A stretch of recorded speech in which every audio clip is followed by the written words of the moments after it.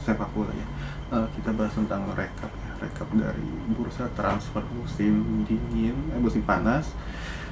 Ya, beberapa kejutan cukup terjadi dalam artian akhirnya di penghujung waktu dengan beberapa nama besar akhirnya pindah klub, jadi bursa transfernya udah ditutup 1 September ya waktu sono, atau 2 September di pagi.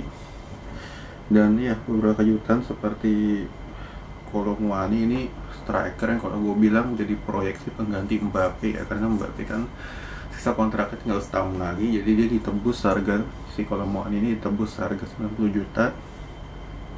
Masih muda, 24 tahun, kemarin juga di Piala Dunia dia main ya. Jadi ini lebih ke proyeksinya Mbappe tahun depan lah. Jadi gue bilang tahun ini dia mulai dipersiapkan dulu ya sebagai pelapis.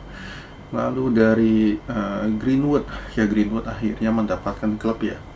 Cuman dalam artian MU ini kan masih menaruh harapan ya kepada dia, cuman kan dia udah setahun lebih nggak main, jadi MU lebih mau kasih jam terbang dulu ke dia untuk mengembalikan match fitnessnya segala macam. Jadi dia dipinjamkan ke klub Spanyol, dimana untuk Liga Spanyol ini kan tidak sekeras Liga Inggris, jadi lebih teknikal juga. Jadi dipinjemin setahun ke Getafe. Jadi gue bilang harusnya Greenwood ya masih punya potensi untuk bisa manfaatin kesempatan ini juga.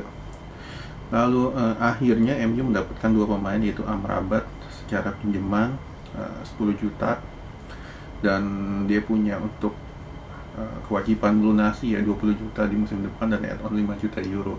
Ya, kedatangan Amrabat ini selain itu juga diikuti dengan pinjaman Reguilon ini bisa main di 2 posisi, di bek kanan dan bek kiri.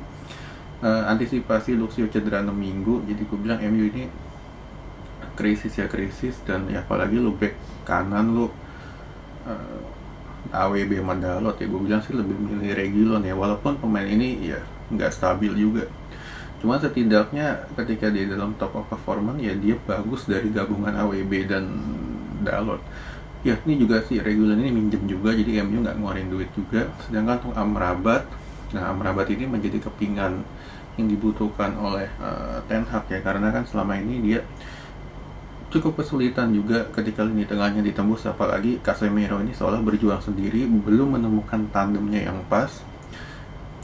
Ya lu nggak bisa harapin Erikson ini bagus, cuma lu bisa ya dia udah usia 34 tahun, jadi gue bilang udah susah juga, nggak bisa 38 pertandingan main bagus. Jadi dia butuh seorang butuh seorang crusher lah sekelas Amrabat, dan harganya juga nggak mahal juga. Lalu Barcelona akhirnya meresmikan transfer Joe Felix ya. Joe Felix resmi sebagai pinjaman, antisipasi Ansu Fati yang juga pinjaman juga ke Brighton. Jadi Barcelona ini gue bilang transfer yang smart ya, dimana mereka mendatangkan Cancelo juga secara pinjaman untuk bisa main di 2 posisi juga, bek kiri dan bek kanan, dan Joe Felix juga. Nah Joe Felix ini menjadi antisipasi ya Barcelona ini kan ketika Lewy sulit cetak gol, mereka nggak punya plan B, dan kedatangan Joe Felix ini antisipasi di mana Joe Felix ini bisa bermain dari kiri atau kanan, ataupun bisa juga bermain di belakang striker, persis di belakang Lewandowski sebagai penyerang lubang. Nah, ya. Lalu ya Liverpool juga meresmikan transfer Gravenberch seharga 40 juta. Ini smart move juga untuk Liverpool. Ya Liverpool juga dengan Gravenberch ini pemain punya potensi, di bawah klub akan bersinar juga. Tahun lalu nggak pakai di Bayern karena Bayern persaingannya ketat, dimana ini menambah lini tengah ya, jadi menambah lini tengah juga untuk komposisi Liverpool. Apalagi Gravenberch ini juga bisa dimainkan sebagai agak gelandang kanan, jadi antisipasi juga untuk Muhammad Salah pergi ya. Lalu untuk si AC Milan mendatangkan Luka Jovic pinjaman.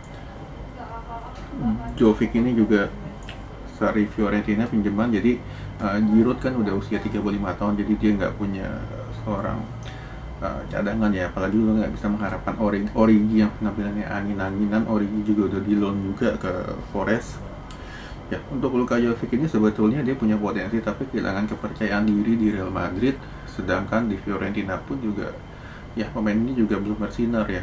Jadi gue bilang seharusnya tipikal Luka Jovic ini kan striker oportunis, di mana dia ketika mendapatkan umpan-umpan yang enak dia kan bisa punya insting gol, itu seperti yang dilakukan ketika masih berseragam Frankfurt.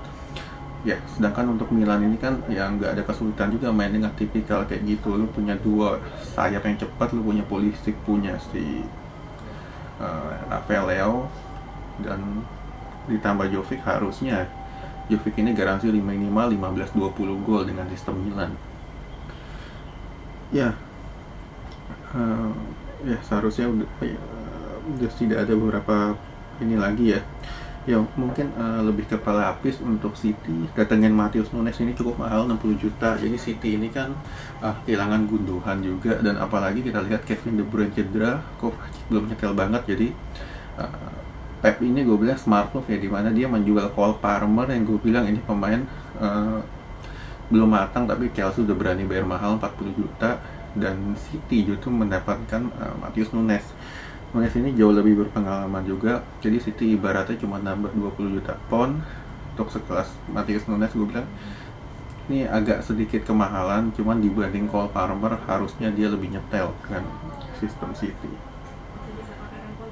Oke, ya lalu dari kejutan juga ya, kejutan dimana Inter justru di penghujung waktu mendatangkan Davy Klaassen. Ya, Klaassen ini tipikal penyerang lubang, gue nggak tahu akan nyetel apa nggak di Inter, cuman ya seharusnya dia bisa lah, ibaratnya pergerakan tanpa bola pemain ini kan lumayan dengan sistemnya Simone, seharusnya bisa. Cuman ya Klaassen ini gue bilang juga bukan tipikal pemain yang bisa bermain di luar Ajax.